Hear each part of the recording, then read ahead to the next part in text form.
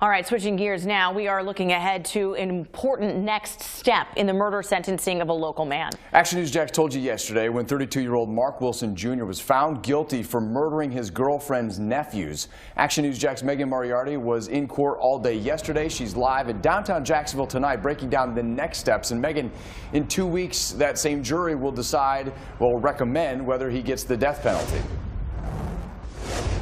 And John and Emily, yesterday the jury found him guilty of first-degree murder. This is a copy here of the verdict form, and you can see that X right next to guilty. Now, what they did have some trouble with, and a question that they asked the judge, is if they had to be unanimous when it came to premeditated first-degree murder or felony first-degree murder. You can see that those two options are right under here, and there's no X next to them. It seemed that they had trouble picking between the two, hence why they just went with guilty on first-degree murder. I asked our Action News Jax law and safety expert who is based here in Jacksonville about how this could impact the penalty trial. After a little over 2 hours of deliberation, a jury found 32-year-old Mark Wilson Jr. guilty of 2 counts of first-degree murder and 2 counts of armed burglary for the killings of Tayten and Robert Baker. I hope he gets death, yes. That's what we want. We want the death penalty. Sarah Baker, the boy's mother, along with prosecutors, are seeking the death penalty in this case.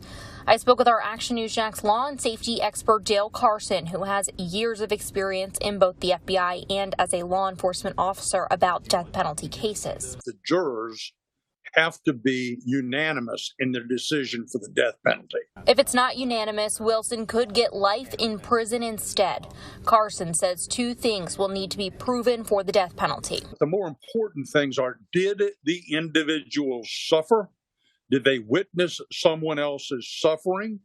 The answer to those questions, those last 2 questions, is yes. I also asked if the jury's question regarding premeditated murder or felony murder will play a role in sentencing.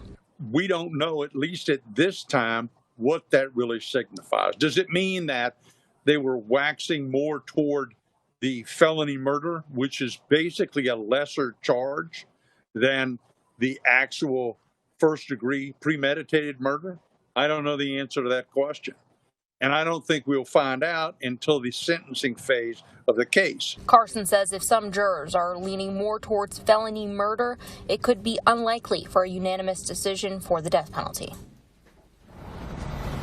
And the next step is the penalty phase. That jury will return to court on October 24th. That is in 2 weeks to decide Wilson's fate. And you can count on Action News Jax to be there. For local coverage, you can count on Live Downtown. Megan Moriarty, Action News Jax.